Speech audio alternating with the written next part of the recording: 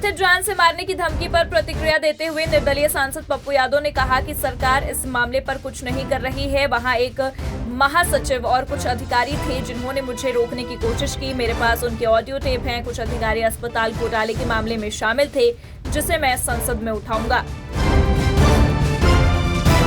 कथित सौर ऊर्जा अनुबंध रिश्वत मामले में अमेरिकी अभियोजकों के आरोपों के बाद सीपीआई-एम नेता वृंदा करात ने गौतम अडानी के खिलाफ त्वरित कार्रवाई की मांग की। साथ ही वो अडानी की गिरफ्तारी और भ्रष्टाचार के आरोपों पर मुकदमा चलाने के साथ साथ उनके खिलाफ सभी आरोपों की स्वतंत्र जांच की मांग करती हैं।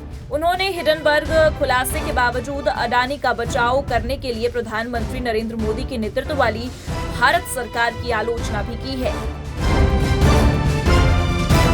भाजपा प्रवक्ता संबित पात्रा ने राष्ट्रीय राजधानी में एक संवाददाता सम्मेलन के दौरान कथित रिश्वत योजना को लेकर अमेरिका में गौतम अडानी के खिलाफ आरोपों को संबोधित किया। उन्होंने कहा कि कंपनी को अमेरिका में एक मामले का सामना करना पड़ रहा है, जिसमें आरोप और प्रत्यारोप दोनों शामिल है। संबित पात्रा ने कहा कि कंपनी अपना बचाव करेगी और इस मामले पर अपना बयान जारी करेगी। केंद्रीय मंत्री गिरिराज सिंह ने कथित रिश्वतखोरी और धोखाधड़ी के आरोपों पर अडानी समूह के अध्यक्ष गौतम अडानी से पूछताछ और गिरफ्तार करने की उनकी हालिया मांगों के लिए लोकसभा में विपक्ष के नेता राहुल गांधी की आलोचना की। साथ ही उन्होंने आगे सुझाव दिया कि कांग्रेस सांसद अडानी फोबिया से पीड़ित हैं।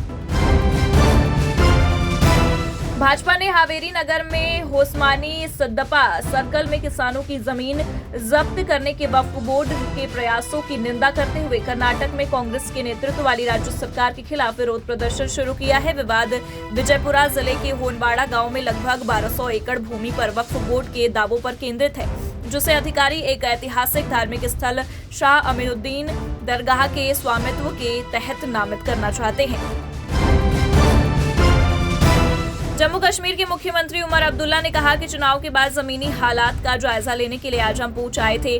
जम्मू में ये पहला जिला है जहां हमने विकास के हवाले से अधिकारियों की बात सुनी है। यहां लोगों के द्वारा चुने गए प्रतिनिधि भी मौजूद थे। अफसरों से बातचीत हुई, कुछ मुद्दों के लिए वहीं उन्हें जवाबदेह बनाया गया। हमारा फर्ज है कि हम लोगों के साथ तालमेल बनाए रखें।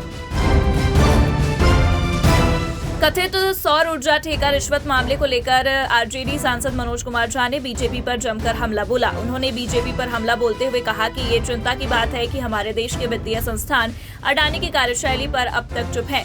उन्होंने आगे कहा कि इस मामले में जेपीसी कराई जानी चाहिए। उन्होंने कहा ये चिंता का विषय है कि जब भी अडानी की कार्यशैली पर सवाल उठाए जाते हैं तो भाजपा नेता अपने प्रतिनिधि के रूप में उनका बचाव करते हैं। अब समय आ गया है कार्रवाई करने का।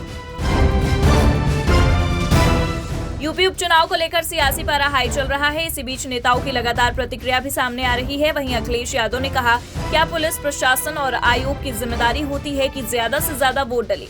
ये पहली बार ऐसा हुआ है कि कैमरों के सामने देखा गया कि वोट डालने से रोका जा रहा है। अगर आप समाजवादी हैं, आदिवासी हैं, पिछड़े हैं तो आप वोट डालने नहीं जा सकते हैं। लोकतंत्र को सबसे निचले स्तर पर बीजेपी ले गई है। रांची से जेएमएम प्रत्याशी महुआ मांझी ने एग्जिट पोल पर कहा कि 2 चरणों का जो मतदान हुआ है उसमें ये देखा गया कि ग्रामीण क्षेत्रों में बम्पर वोटिंग हुई है, उसमें भी महिलाओं का मतदान प्रतिशत ज्यादा रहा है।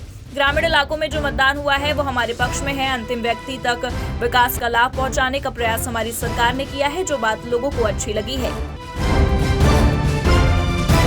त्रिपुरा के मुख्यमंत्री माणिक साहा ने अगरतला के ग्राम स्वराज भवन में पीपुल्स प्लान कैंपेन 2024 पर राज्य स्तरीय कार्यशाला में भाग लिया। आपको बता दें कि ये कार्यशाला सबका साथ सबका विकास थीम के तहत आयोजित किया गया था। इस पहल का उद्देश्य त्रिस्तरीय पंचायत प्रणाली को मजबूत करना, इसे अधिक कुशल, पारदर्शी और जन केंद्रित बनाना है।